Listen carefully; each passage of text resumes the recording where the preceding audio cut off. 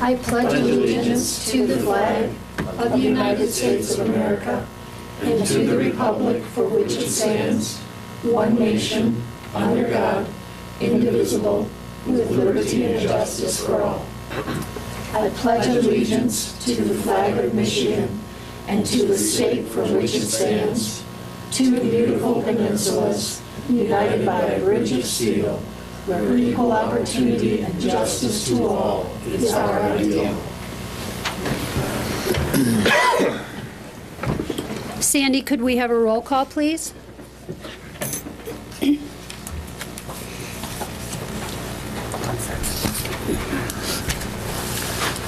Councilmember Malama? Here. Shippers? Here. Spolman? Stevens? Mayor Filkins? Here. Okay, the first thing we have on our agenda this evening is the approval of the agenda, and I understand we have an amendment that needs to be made to the agenda. Yes, Mayor, members of the City Council. Item B under appointments is with respect to an appointment to the Police and Fire Retirement Board. It was our mistake in listing it. It's actually a union-made appointment and does not require any council action.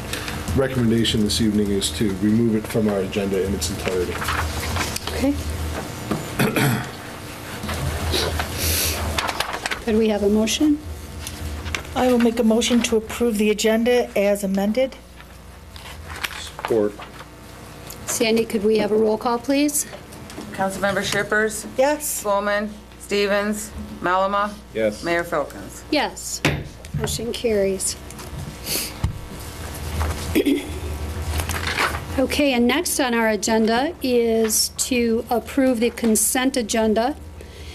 We actually do have the minutes from the regular meeting on December 1st. We have the minutes from the closed session on December 1st, and we have the minutes from the work session held on December 2nd. So the closed session minutes are in your envelope in front of you, if you would please review.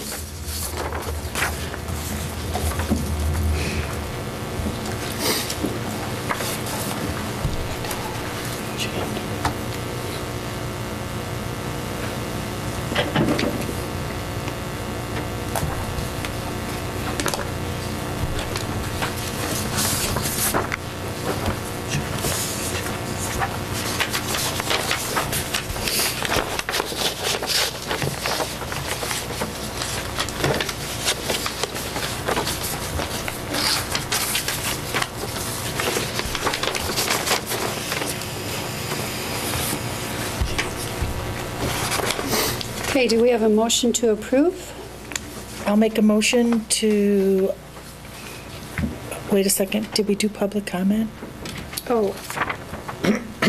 I am sorry. We have to do public comment first. We're going to back up. I went right by public comment, which I thought was next.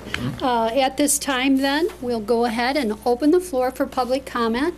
If you would, please limit your time to 3 minutes. And when you come to the podium, if you would say your name and also write it and your address, it's very helpful to Sandy when she's recording it.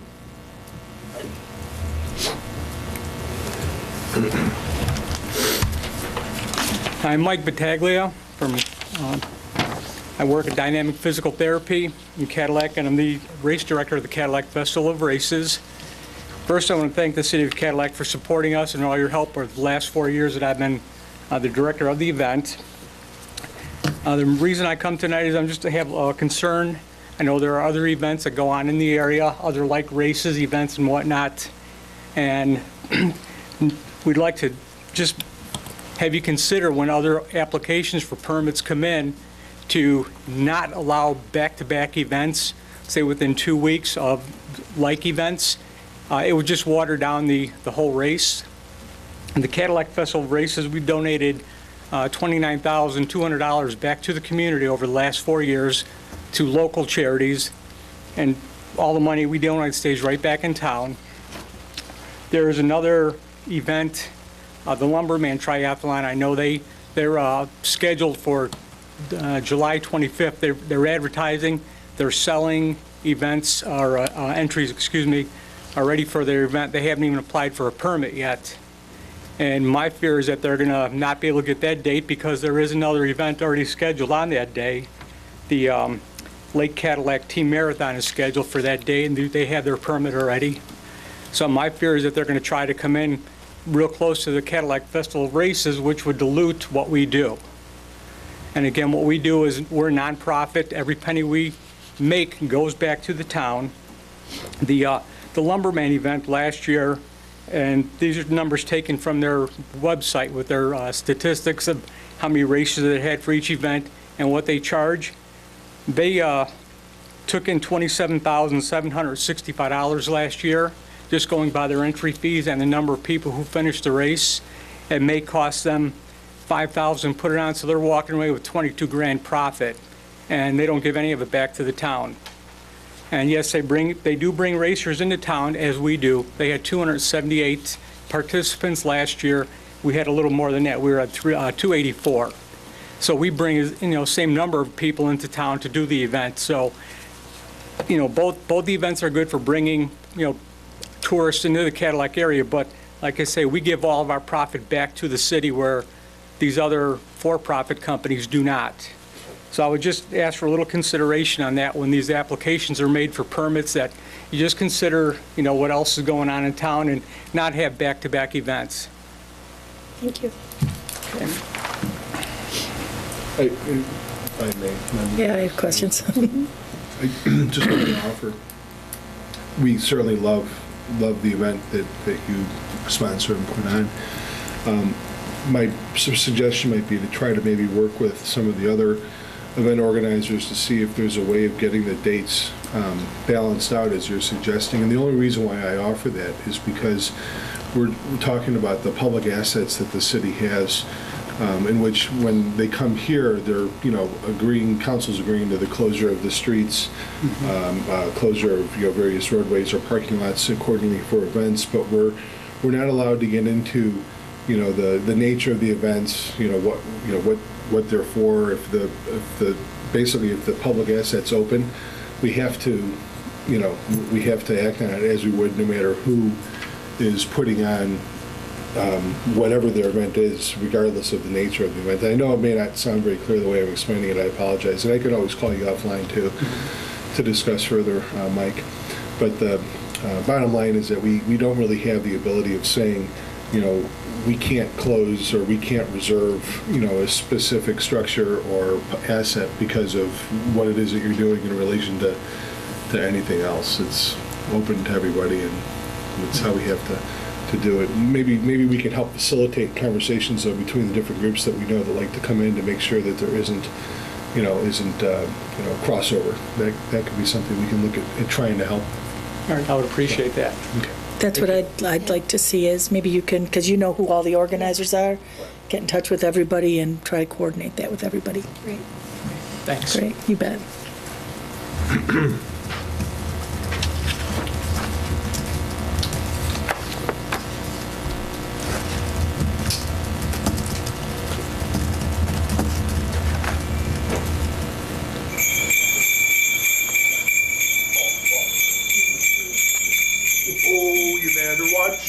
You better not cry, you better not pout, I'm telling you why. Santa Claus is coming to town.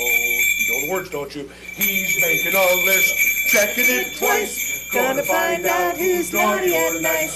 Santa Claus is coming to town.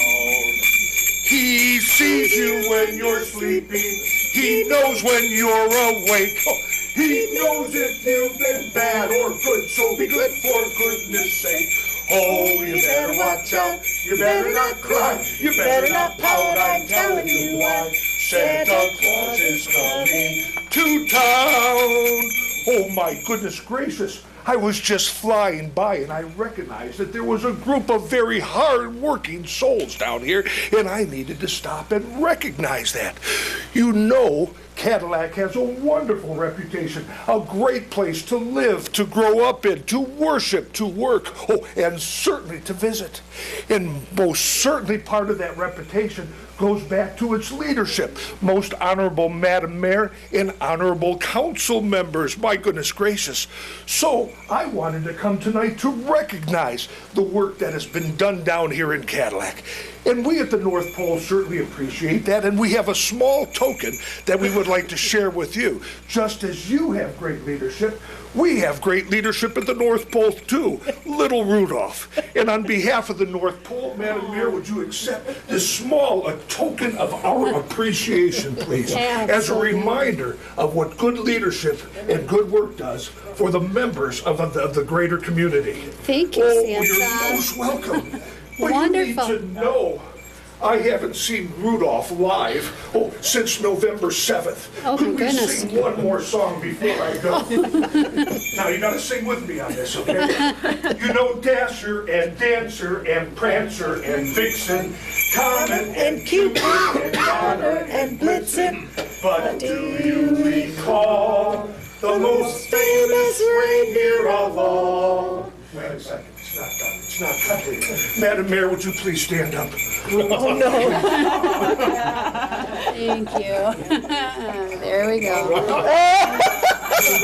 Red-nosed reindeer had a very shiny nose. And if you ever saw it, you would even say it glows. All of the other reindeer used to laugh and call him names. They never let poor Rudolph join in any reindeer games. Then one foggy Christmas Eve, Santa came to say, Rudolph, with your nose so bright, won't you guide my sleigh tonight? Then all the reindeer loved her, as they shouted out with glee, Rudolph the red-nosed reindeer, you'll go down in history. Thank you very much for the briefest of moments. Little Michael, can you come in here? Here we go. We got a little treat for everybody. Why don't you help me? You take that side right there, and I'll do this side right here. There you go. There. You're so welcome. There you go. You're so welcome. Merry Christmas to you. Here we go. And there it goes right down in that direction. Thank you. Michael, where are you? Sandy, do you need Santa to write down his name and address? You got it. Thank you, Santa. You're welcome. You are so welcome. Thank you. There you go. Thank you, Santa. One more right down. Oh, wait. There we go. Santa. Merry Christmas to all. Remember, there's 9 days, 5 hours, 54 minutes, and 15 seconds till I come to your house. Merry Christmas.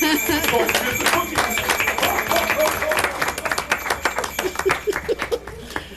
Well.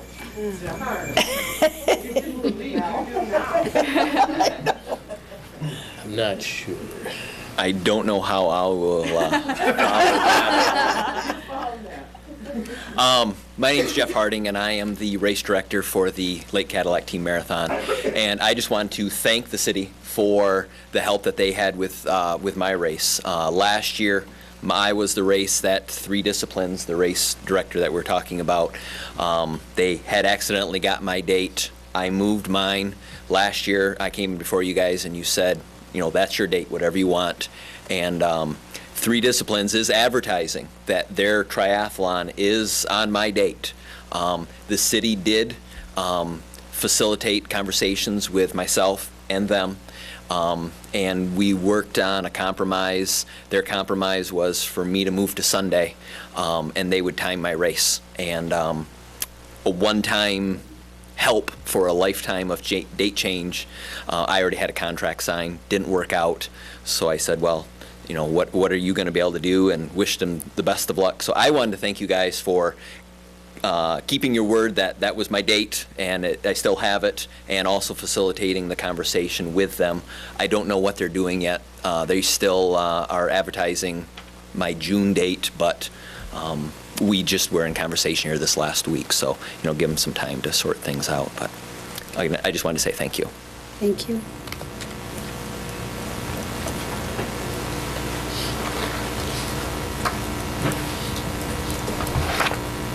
Okay, seeing no one else, we'll go ahead and close the first public comment and then move on to the approval of the consent agenda that we already reviewed. I'll make a motion to approve the consent agenda. Support. Sandy, could we have a roll call, please? Councilmember Spelman, Stevens, Malama, Yes. Shippers, Yes? Mayor Filkins. Yes, motion carries.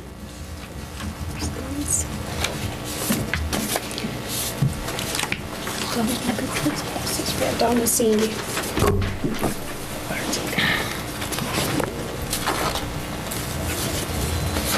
Okay, the next thing on our agenda is the public hearing to consider the approval of a resolution to adopt ordinance number 2014-14, amending the city zoning map, South Mitchell Street. Thank you, Mayor, members of the City Council. This item was introduced at your last meeting, and at this time, I would like to introduce Jerry Adams, who I believe has a couple of slides to show us.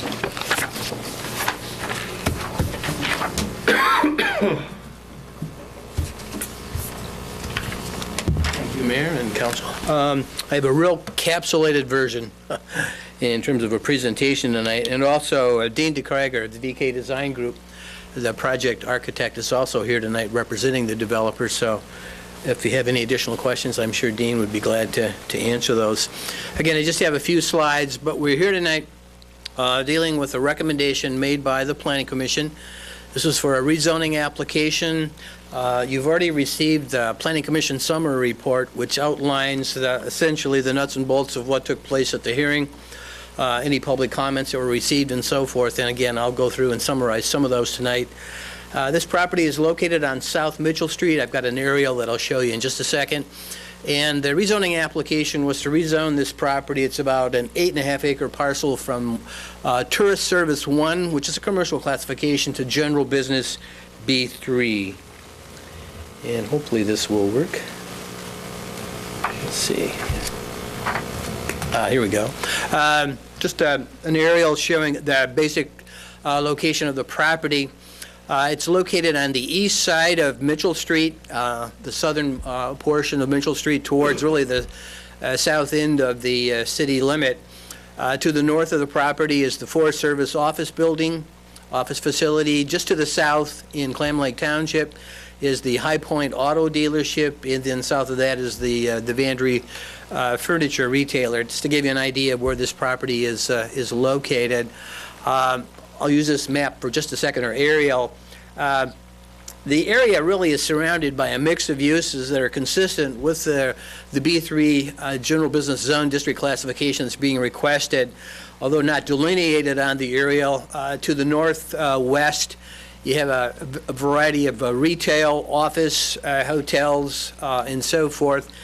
As you travel south on the west side of Mitchell, you have property that is still being retained or owned by McGuire's. It's undeveloped. And then to the south of that, along Mackinac Trail, you have a mixed use of development ranging from residential to office services to hotels and the like. And then again, when you go to the on the east side of Mitchell's, I've indicated, you have essentially retail south of the site and offices to the north. The applicant is Reamer Real Estate Investment, LLC. They're located in Ludington, Michigan. And Dr. Reamer currently has an office here in Cadillac as well, and this is his new office facility, or he's seeking the rezoning to construct a new office facility. As indicated, Dr. Reamer's representative for this project is Dean DeKrager. Dean is a project architect with the DK Design Group located here in Cadillac. The request, as I mentioned, is to rezone the site from TS1 Tourist Service 1 to B3 General Business. Both are commercial classifications. The issue here is that the TS1 zone district classification essentially is a district that is oriented to tourists. If this office facility were wholly or primarily associated with serving tourists, then we wouldn't be here tonight with respect to this particular request. But the TS1 district, interestingly, doesn't provide for offices that are primarily oriented to the residents of this local or regional area.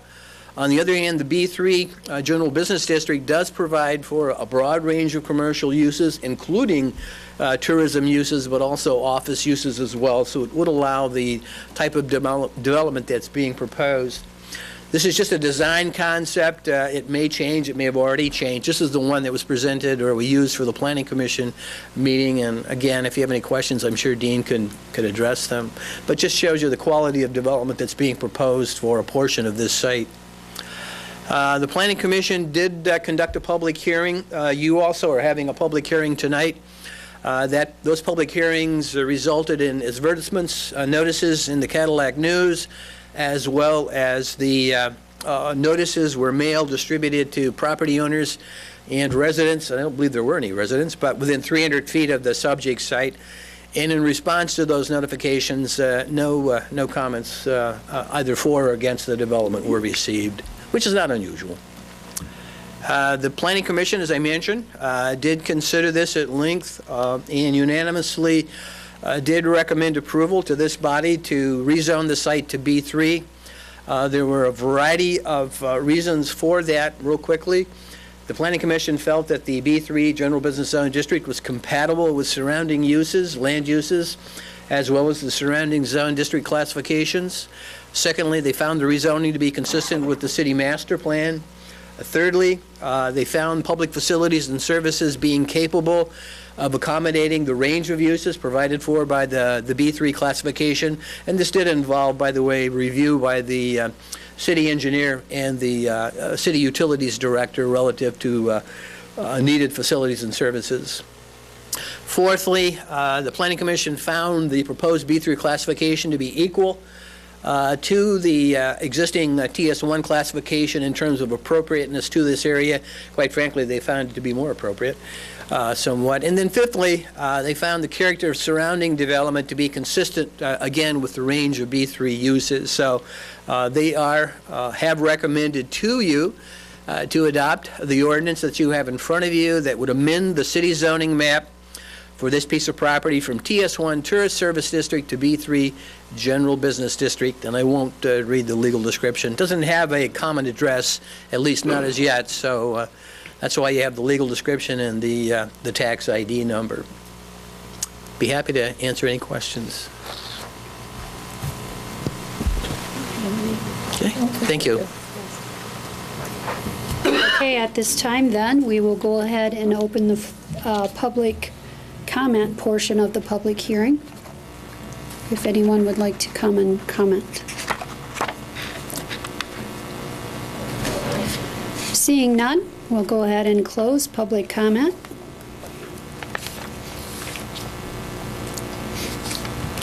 And was there anything on behalf of the council?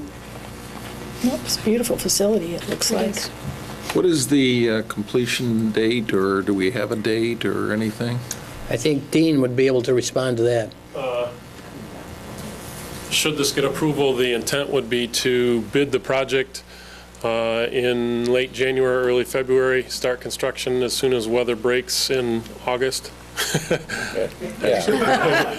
soon as weather actually breaks. And it'll probably be a 8 or 9 month construction project. Ms. Chair, Mayor, may I remind him Santa Claus was just here, and based on what he was saying. So. Oh, yes, you may. You may. Okay. Is there anything else? And if not, could we have a motion? I will make a motion to approve the resolution to adopt ordinance 2014-14, amending the city zoning map. Support. Sandy, could we have the roll call, please? Councilmember Stevens, Malama, Yes. Shippers, Yes. Spolman, Mayor Filkins. Yes. Motion carries. Okay, the next thing on our agenda this evening, we have some appointments. Sandy?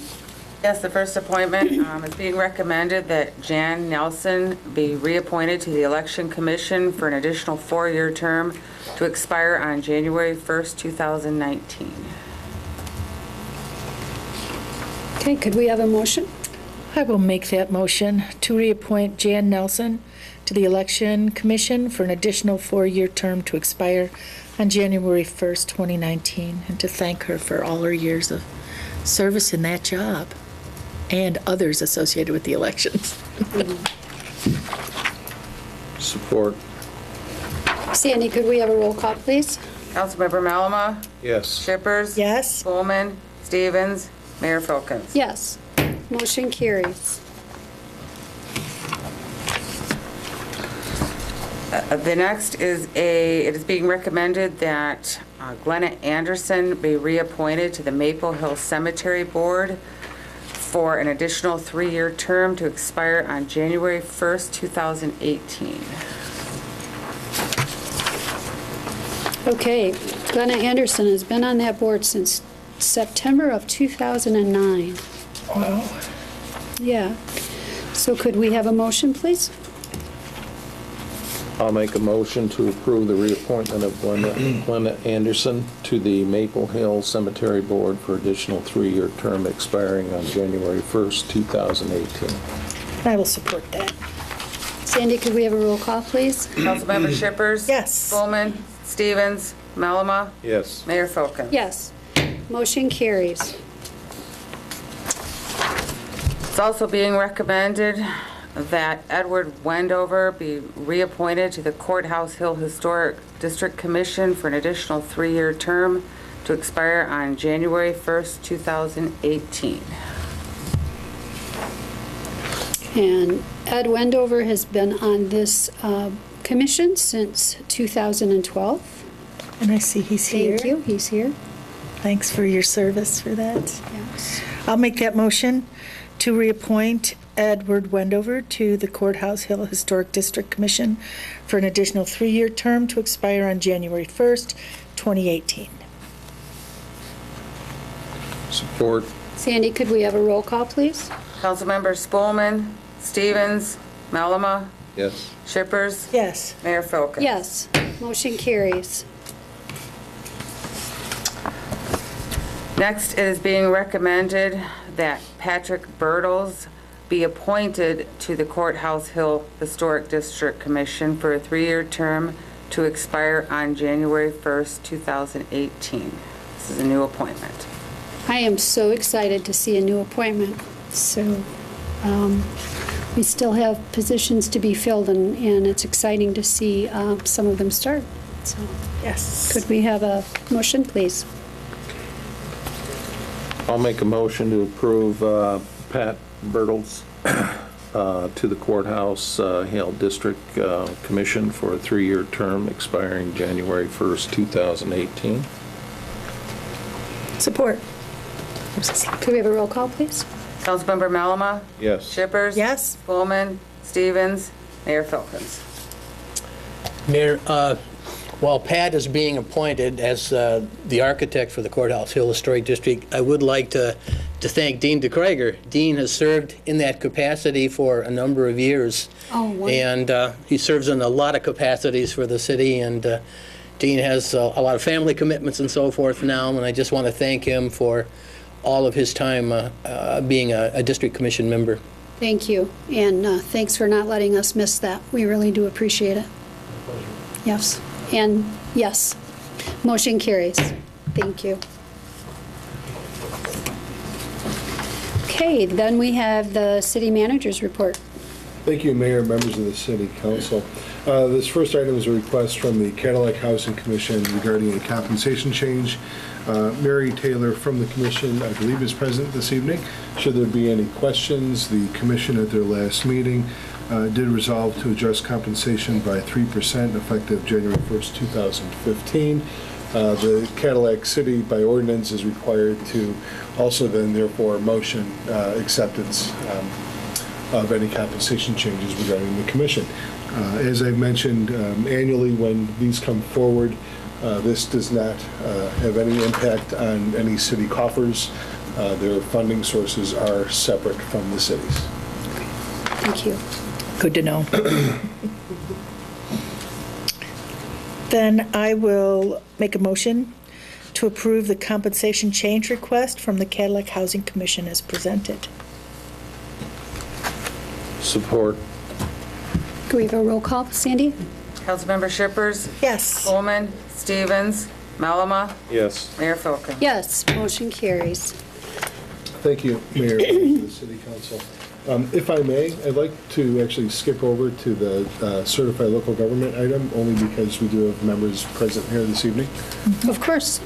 Thank you. This next item is a discussion regarding what a certified local government is and how perhaps you can become one. I referenced that simply by stating how the Cadillac's Downtown Development Authority has been presented this concept and has affirmed its advocacy for it. With respect to this evening, we are looking at simply taking some information that'll be presented to you. And if warranted, we can certainly come back and have a resolution or a formal action at your next meeting to adopt if it's the direction you'd like to go. Without any further delay, I'd like to bring Nan Taylor forward. Thank you very much for coming this evening. My name is Nan Taylor, and I am chairperson of the Courthouse Hill Historic District. So I am here representing them and a recommendation that we are making to City Council to become a certified local government. So we'd like to see you proceed with that. Just want to briefly explain to you what it's about. Certified local government is a preservation through partnership program. It is initiated by the federal government, and it is administered by the State Historic Preservation Office and benefits local governments. Go ahead. The purpose of a certified local government is that it enables historic preservation issues to be understood and addressed on the local level. It ensures that historic preservation is integrated into the local planning and decision-making process at the earliest possible opportunity. It helps local governments identify specific preservation projects and applying for grants to carry out these projects. Go ahead. Next slide. The eligibility requirement for a certified local government is that a community must have a local historic district and adopted a local historic preservation ordinance that is in compliance with Michigan's local historic district, PA 169. Cadillac, as you know, does have a local historic district, the Courthouse Hill, which is overseen by the Historic District Commission. So we meet the eligibility requirement. So some of the benefits that you can receive as a certified local government: it enables a community to apply for federal grants, which are available only to CLG communities. States receive annual appropriations from the Federal Historic Preservation Fund, which was established in 1966, and they are required to give at least 10% of this funding to CLG communities in the form of subgrants. These grants can then fund the following types of projects: National Register nominations for individual buildings and districts, surveys of local historic districts and resources, building assessments and feasibility studies by local historic buildings, rehabilitation work of historic buildings owned by the city or that are in partnership with local nonprofits, such as the Historical Society or the Genealogy Society. Design guidelines for historic districts. It can also fund the creation of a preservation plan for managing local historic resources. And finally, it can help with community preservation educational programs and workshops, such as showing property owners how to repair historic windows, exterior masonry, or how to insulate historic homes or work with lead-based paint. These education programs can also help our community leaders by providing information on how to protect our local resources, capitalize on our local heritage, and utilize place-making tools such as that to make our community attractive to new residents, investors, and visitors. So in 2014, there was $146,865 awarded to Michigan CLG communities. And there are 23 CLG communities in the state of Michigan. This is an example. I'm sorry, can you go back? This is an example of some of the CLG grants that have been given out over the last few years. Menominee Opera House roof rehab project amounted to $45,000. City of Boyne City in 2011 received a $35,000 grant for the preparation of a National Register of Historic Places nomination for their downtown. It can also do things like Canton Township's Cemetery Preservation Handbook, a small $5,000 grant. City of Jackson had a historic resource survey done of its downtown, which will later serve as a base for National Register of Historic Places nomination. So that's just an example of a few. Other ones include things like heritage tourism maps, which was done in Washtenaw County, historic sign restoration in Ypsilanti, historic preservation trades training, which included a 10-day window rehabilitation workshop in Kalamazoo, and that was about a $35,000 grant. So there are a lot of benefits as far as the sub-grants go for the community. In addition to that, CLG benefits include technical assistance from the State Historic Preservation Office, and it also provides a marketing tool for the community. Historic preservation has proven economic, environmental, and social benefits, and studies show that communities who embrace historic preservation have less population decline, higher property values, more walkability, and a greater sense of community. So by becoming a CLG community, we provide a positive image for Cadillac by demonstrating a commitment to work with state and federal officials to preserve our historic resources and make our community a better place to live, work, and visit. As I mentioned, there are 23 Michigan CLG communities. Here are a few. They vary in size and location all over the state.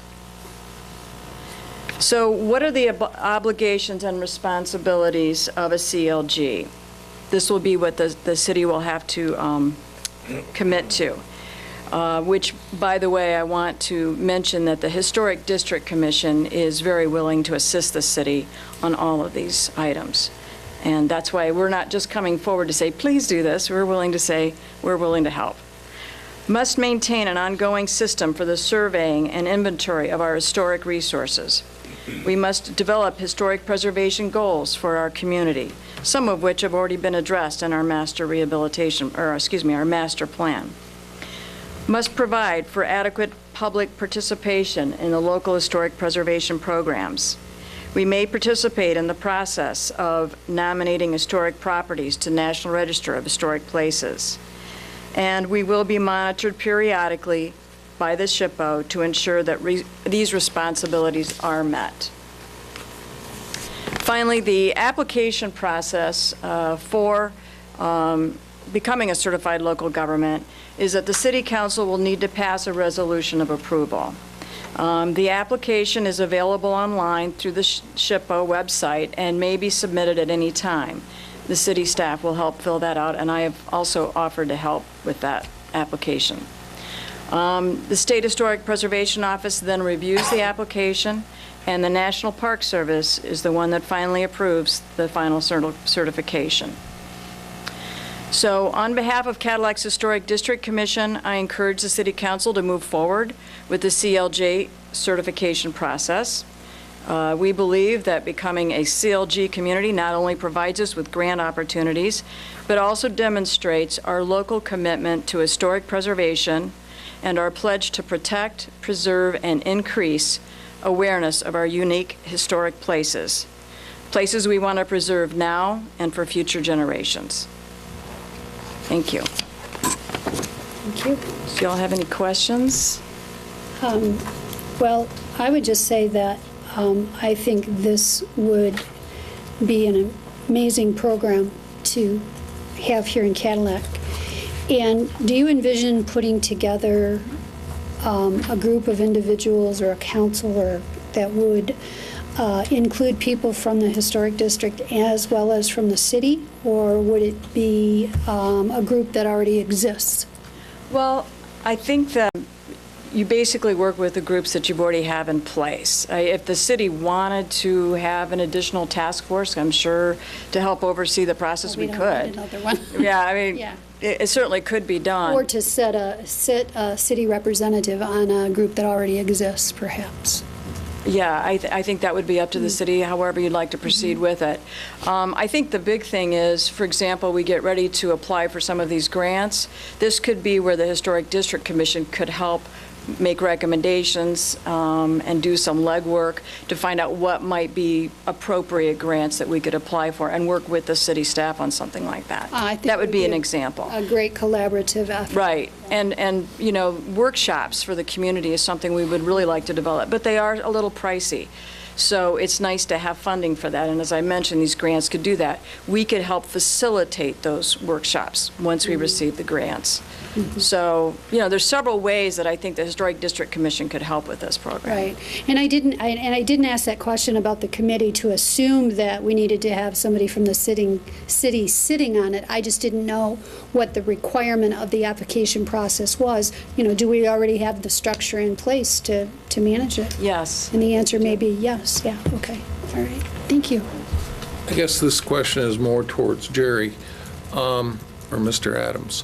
How much of the criterias that were outlined there do we have, like the survey and, I mean, some of that data, we probably have that. Yeah, we have a fair amount of information, and it's already been put together. We have, for example, the HDC ordinances are put together, bylaws and so forth. So I think with the HDC's help, I don't see it as a big issue to tackle with Nan's background and so forth. I don't see it as a mountain, put it that way. I think there's more we can do, and I think that's the purpose of having this. If I may just add, for the group, having the experts that we have on the HDC being engaged in this process, obviously wanting to see it succeed, that will help in putting it all together. Being able to use some of their expertise in putting together what's necessary for the application itself and seeing it implemented would definitely be something we're going to need to take advantage of. Yeah, well, I definitely think opening up as many avenues such as this to bring grant dollars into this community is really important. And so I would support us creating a resolution to make this happen. We might also want to mention, Marcus, that you asked me to speak to the DDA last month on this subject, and we did, and they did unanimously support it because it does directly impact the downtown. Sure, yeah. And we can bring back a resolution or whatever might be necessary at our next meeting for approval. Okay, all right. Thank you very much. You're welcome. Thank you. Thanks for all your time you're putting into this.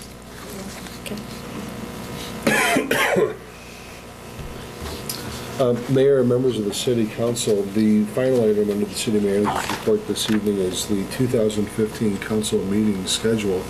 In your packet, it outlines what the recommendations are, and if I may, I'm going to just simply read it. Several 2015 regularly scheduled Cadillac City Council meetings fall on or near legal holidays or election days, and the following is recommended. 1, Monday, January 19th, 2015 is Martin Luther King Day. We do observe it on the 19th, and the recommendation is to reschedule it to Tuesday, January 20th, 2015. 2, Monday, September 7th, 2015 is Labor Day. The recommendation is to reschedule it to Tuesday, September 8th, 2015. Monday, July 6th is the Monday just following the 4th of July holiday. The recommendation is to cancel that meeting. That is what we've done in the past as well. And Monday, November 2nd, 2015 is the day just before Election Day. And again, the recommendation is to cancel as we've done in the past as well. Should other elections be scheduled, a recommendation would come forward accordingly, requesting that the meeting prior be canceled.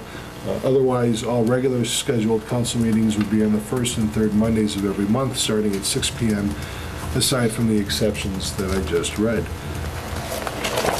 And, therefore, the recommendation is I literally just read a second ago. I can read it again. No, once was enough. Yeah, once was enough. So, thank you.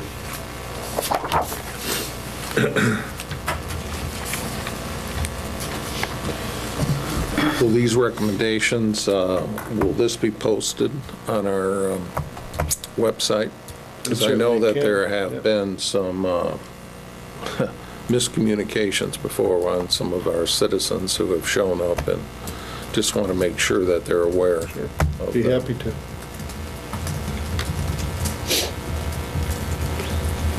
Okay, could we have a motion to approve?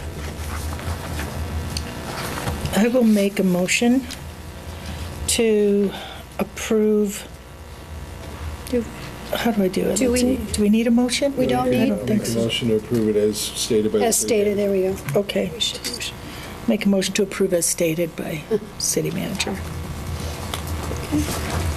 Or Sandy, could we have a roll call, please? Councilmember Stevens, Melama, yes. Shippers, Yes? Coleman, Mayor Filkins. Yes, motion carries. Okay, the next thing on the agenda then is the introduction of ordinances and resolutions. Thank you, Mayor, members of the City Council. This item is the request to set a public hearing for an IFT for Spencer Plastics. We recently went through and approved an IFT, an industrial facilities tax abatement for Spencer Plastics. However, our city assessor noticed that there was a clerical error on the application versus the support documentation. After verifying that with Spencer Plastics, in fact, there was a clerical error with respect to the numbers. Therefore, we actually need to restart that process. This is the same IFT that was, again, recently reviewed and approved. However, the law doesn't provide any other option other than resetting the public hearing and redoing it again. For reference, the error was approximately $100,000 mistake between the number on the application versus the number of the total equipment cost. So it certainly is in Spencer Plastics' best interest for the city to restart the process again. Just for reference, this is for the purchase of equipment and for the building of an addition into their facility. It'll help retain 23 positions at Spencer Plastics and create one new one. The total amount is for $567,426, and we're looking to set the public hearing for January 5th, 2015.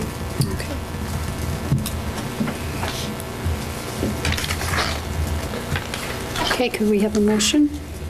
I'll make a motion to adopt a resolution and set a public hearing for January 5th, 2015 to consider a corrected application for Spencer Plastics for industrial facility tax exempt certification in the amount of $567,426. Support. Sandy, could we have the roll call, please? Councilmember Melama, Yes. Shippers, Yes? Coleman, Stevens, Mayor Filkins. Yes, motion carries. Okay. Okay, and then we have an adoption of ordinance and resolutions. Thank you, Mayor and members of the City Council. We have from time to time received requests where the City Council is asked by the state of Michigan to formally acknowledge an agency's not-for-profit status. In this case, we're here this evening being asked by the Cadillac Area Festivals and Events Organization to formally acknowledge them as they are applying for a gaming license for the upcoming North American Snow Festival. Mark McEwen is here. Did I say your name wrong? Yes. You know what? No, I was correct. Oh, I did say that. Okay. There's a former Bears quarterback, McNown, and I always get them mixed, and I apologize. Every time we talk, I goof it. This time I got it right. You got it right. Anyhow, Mark is here this evening, should there be any questions, and there is a form within within your packet that explains it in a little bit more detail. Okay. Mark? Good evening, Mayor and City Council members. Thank you, Marcus, and your staff for preparing this resolution for the Cadillac Area Festival and Events tonight. My name is Mark McEwen. I'm an accounting intern for Cadillac Area Visitors Bureau, which is also housed with the Cadillac Area Festival and Events. Both are directed by Joy Van Dree. I'm attending Baker College, trying to get my master's in accounting. Many of you may recognize me with the Clam Lake Township Downtown Development Authority Director, and I still hold that position as well. CAFE is an IRS-recognized 501c3 for the last 28 years. And we serve as a business services and accounting umbrella for numerous festivals and events in Cadillac, including the three major ones: the North American Snow Festival, the 4th of July Festival, and the Downtown Cadillac Association Beer Festival. The board for the CAFE is currently shared with the Cadillac Area Visitors Bureau. This resolution tonight is needed from you in order to continue the qualification process of establishing CAFE as the organization responsible for obtaining the State of Michigan raffle license for the 2016 North American Snowfest raffle. This year they're giving away $3,000 at the festival, and it's February 5th through the 8th. Actually, it's next year, 2015. The responsibility is changing from the Visitors Bureau to CAFE. We're trying to set up CAFE as its separate board so that they can have accountability with all the organizations, and they'll be represented on the board. And this is the first step, so we can maintain the administration of the events. This year, the Snowfest is brought to you by a committee consisting of President Jack Simcock, Vice President Brian Chapman, Secretary Gabby Chapman, and Treasurer Sharon Flewelling. And so, again, thank you for your continued support of local festival events, and look forward to your approval. Thank you.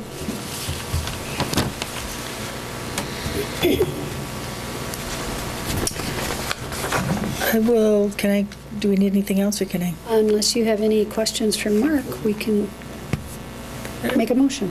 All right. I'll make a motion to adopt the local governing body resolution for charitable gaming licenses for Cadillac area festivals and events, so CAFE. Support. Sandy, could we have a roll call, please? Councilmember Shippers. Yes. Coleman. Stevens. Melama. Yes. Mayor Filkins. Yes. Motion carries. Thank you very much. You're welcome. Okay, in our packets, we also have the minutes of boards and commissions. We have the minutes of the Wexford County Airport Authority from the meeting held on November 25th. The minutes of the Courthouse Hill Historic District Commission meeting held on September 8th. The minutes of the Downtown Development Authority meeting held on October 29th, and the minutes from the Dog Park Advisory Committee meeting held on November 12th. At this time, we will open the floor for public comment. Again, limiting the time to 3 minutes, and if you would please provide your name and address.